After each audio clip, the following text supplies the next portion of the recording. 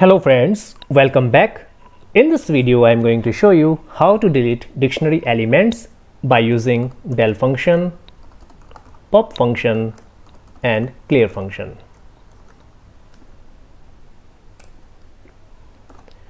For better understanding of del and pop function, let's start with our Python interactive mode. Del function only deletes the value and it does not return deleted value. For example, here is my dictionary in variable myDict.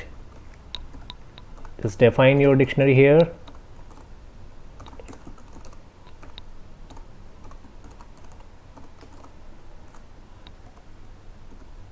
So when you use del function, it does not return the element but deleted the value and its key. So here is my key. So it will delete the element name with its value Ashish but does not return a value. Let's print our dictionary. So here you can see key and its value has been deleted, but del function will not return the deleted value. Another method to delete elements from a dictionary is by using pop function. The pop function returns the corresponding value. For example, here is my dictionary.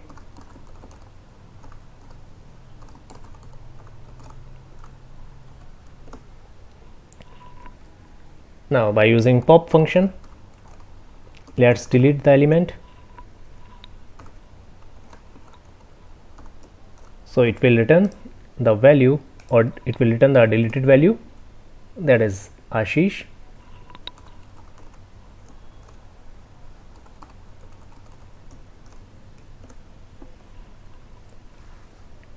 When you print your dictionary, it will show the remaining elements from your dictionary.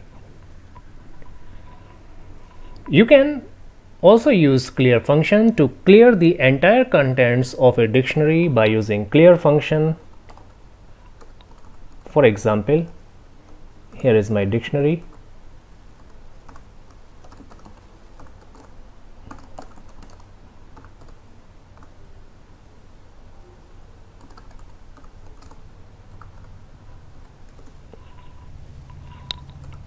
When you use clear function, it will remove or clear all the elements from the dictionary, and when you print your dictionary, it will print your empty dictionary. So here you can see all the elements has been deleted. Now let's see how to traversing a dictionary. Traversal of a collection means accessing and processing each element of it. To traverse a dictionary, we use for loop. Let's take an example. 5. Here is the key and its value. Number. Again key and its value.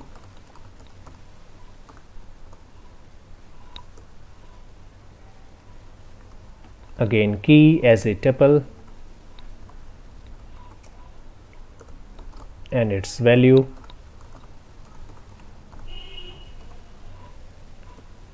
So using for loop, you can access each element.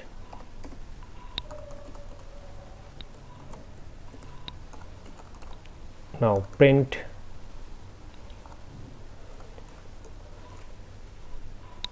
the key and the element from the key. So it will traverse or access each element from your dictionary.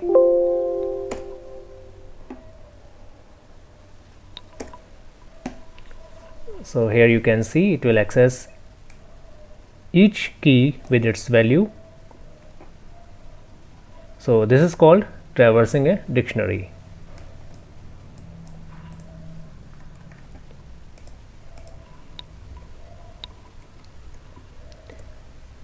You can also check the existence of a key.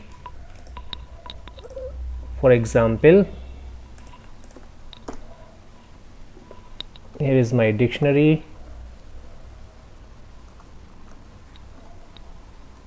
One orange, two red.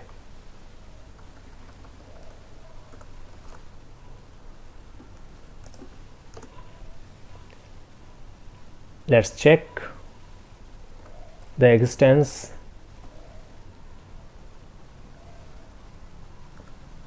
One in our dictionary, one is the key. So let's print or check whether one is in our dictionary or not. So it will return true.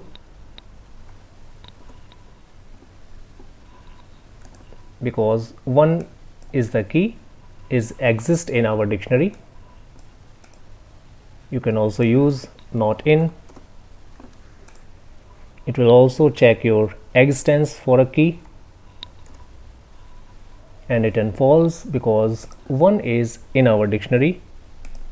When you use 10, so it will return true.